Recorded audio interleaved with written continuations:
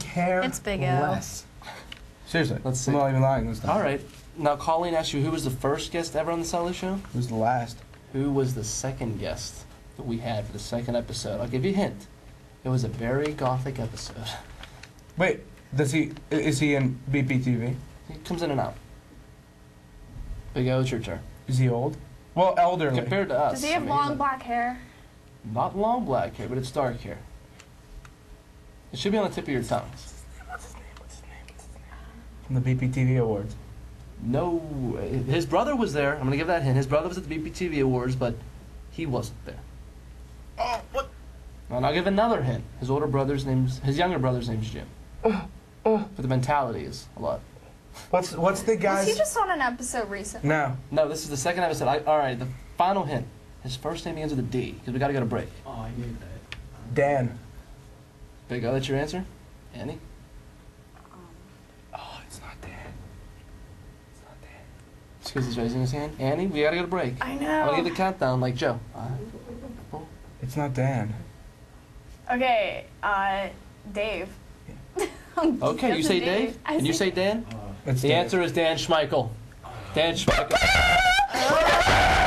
That was very good. Good job, Annie. Good job. I knew it as You soon know so as much it about did. me. You were fishing on Big O's. Well, he said this. I'll just say this too. And then No, Big O's like, no, Annie that's said- not Are we on a true. break? I knew some of this Are we on a stuff. break? No, not a break yet, Colleen. Colleen's like, can I get out of here, No, please? that's what I didn't like No, about. I have to tell you something when it goes to break. You didn't hear Nice. me say this, but I did, that's why I didn't like this game, because he could say what I knew, or I could say Exactly, what but he hey, knew. it was But I down knew to the some- wire. no, I thought knew That's some. what I was thinking. That's what I was going to ask you in the You should beginning. ask us all Because separate questions. if somebody knew, Nice then one, the other Colleen. person Banging would on the know. table, Great whoever job. banged first. I'm not the one who It typed was it John, up. though, back Just there. kidding. Colleen, thank you very much. Colleen Crehan, one of the biggest Sully Show fans I know. Stop Great clapping, job. you moron. Great job. Oh, there you go. One of the biggest Sully Don't fans you I know. call her a moron. We'll be back after this.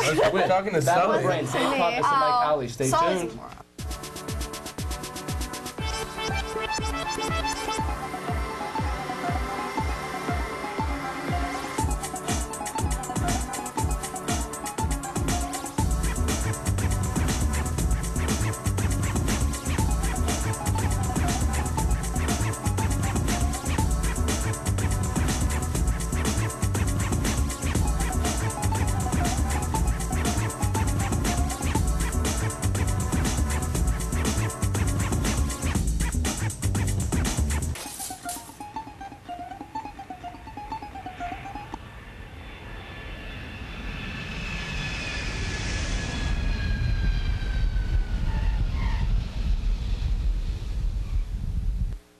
Welcome back to the Sully Show, Bethel Park TV, Channel 7. This is the Battle of the Brains. We have an audience, guys. Would you clap? Yeah, it's like, Stop clapping, you idiots. no, you guys can clap after I introduce the subject. Yeah. I'm just Manager kidding. Paul Stratemeyer in here. This is a Come great in, come live in, show. come in. It's a good way to go out. No, I mean, come in the picture. Mario Shirelli, Chirp, Matt Spang, host of The Quickie. I will never forget it. Colleen I thought you completely forgot her. And Joe Krasinski doing a wonderful job directing. Yeah. But I want to introduce Mike Howley. Thanks for coming on. They go to Bethel Park High School. And Dave Coppis. Thank you guys for coming on today. Thank you guys very much. And I don't know if Dave was. Mike, you were featured on Hometown Haiku. Were you as well, Dave? No, I attended. I was in the audience. I was supporting from the back. Like, did I you was start- behind the camera, so they never showed me though. These guys were our moral They were support. so loud. Nice. Like Ken Rice wanted to kill us. Ken Rice. Ken Rice couldn't kill a fly. But that's not what I'm going to say. They put the entire Bethel Park section in the shadows. Yeah, but I wanted to welcome you to the show because I hear you guys in American government all the time going at it. I mean, it's hilarious. It's hilarious. Big O, I know he's getting excited What? already. Yeah, you 'cause guys it's come on bad. because you disagree. Even though you're both very smart, I want to say that. You're very smart. You make Bethel Park happy, put it that way. Thanks. You really make those teachers' jobs a lot easier. Well, I mean, really. No, like, not this guy. Mike and Dave completely, they completely take control of the class. I was just like, whatever. Were you there in Mr. Delala's class? Mike would, Yes, I was. would make it difficult for him. He would pull out these facts that Mr. Delala never knew. Yeah, Mike Delala was like, Mike. I have facts that that kid doesn't know. And this is my co-host Andy Kennedy and Big O. And this is How you David guys Mike. doing? This is first- I've known him since the beginning of the year. He's awesome. He's doesn't? awesome. I've known you guys Yeah. since 2 minutes ago. Absolutely. But welcome to the Sully Show. Thanks for coming on once again. And let's start. You chose 5 topics that you guys completely disagree on. And you won't talk over each other, right? Because on TV, that sounds. You'll try not to, but I like some arguments. Now, you guys, I hope you guys will still remain friends. We're not friends. No, I'm just kidding. Yeah, love there's you, been Mike. incidents on the Sully Show where friendships have been lost. I don't want that to happen now. All right. All right. I just got a last job there. All right. There you go. You can have my water. There you go. There you go. All right. I don't want the herbs. All right. But, okay, guys, I have my clapping audience here. Welcome to Battle of the Brains. After every subject, I like some clapping. So once I'm like, okay, on to the next subject, I like a nice clap. So the first subject is free will versus predestination. Now, we'll start on this one with Mike. Go ahead, Mike. All right. I'm of the belief Joe, that 3 minutes each argument, we Joe. Give it a rest. have. I'm of the belief that we all have choices to make, and we have the ability to make those decisions. You see it talked about a lot in movies and books and stuff like that. You know, look at the Matrix movies. Did Neo have a choice? A lot of people said no, but then you look at the reaction from other characters, and you wonder if this is something Feel new. free to something interject, very Dave. different. I think the complete opposite of that would be an example of like movies like Star Wars that we had just been talking about a couple free to minutes mingle. ago. In the Star Wars movies, you see early in the first trilogy, they introduce Anakin Skywalker and call him the Chosen One, the one that's going to bring balance to the Force. Whereas at the end of that trilogy, you see that everyone believes that's not true. I don't know, man. Mike's looking angry at that. It comes back at the end of the second trilogy, though, that it seems as though he was in control the whole time, and that really don't he talk had to me. no Talk to control. him. They're the one that's. I don't know that Anakin really had control. He was more of a pawn in the hands of the Force.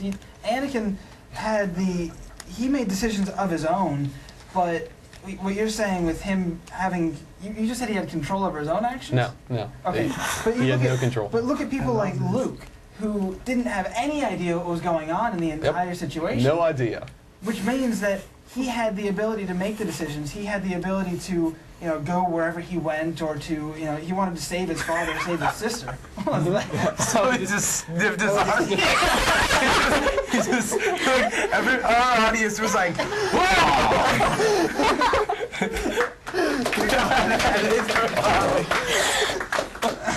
Go ahead, guys. Feel free to. I mean, this is full blown. This is battle of the brain. But feel free to interrupt each other. Talk over. So then look at in the Matrix movies, the architect said, you don't have a choice. You have to go pick 11 people and repopulate the Earth with humans. But Neo went through the other door. But who really was in control there? Was the architect in control? Was the architect fate? Or was there an external force that had control over even the architect? I think that the architect, being just a computer program, even if he was self-aware, the architect of the program didn't have control, but Neo had complete control over which door he went into. It was the illusion of control, though. I mean, for example, this is what I always bring up with this topic. We'll take Sully. We'll bring Yes, Sully we into will. this. Sully, what did you have for breakfast this morning? he's had no banana. breakfast. You had a banana. Crucible. I'm sorry. And so you chose to have a banana this morning, correct? Yes, I did. If It was you wanted sitting- to, could you have had toast? Absolutely, Why? because it was available at that time too. But don't you agree that there was some sequence of events that occurred this morning that caused you to determine that the Maybe I banana was would like, oh my the God, best I'm in the choice? mood for Or a he could have banana. buttered his muffin. maybe. And did you have control over those external factors?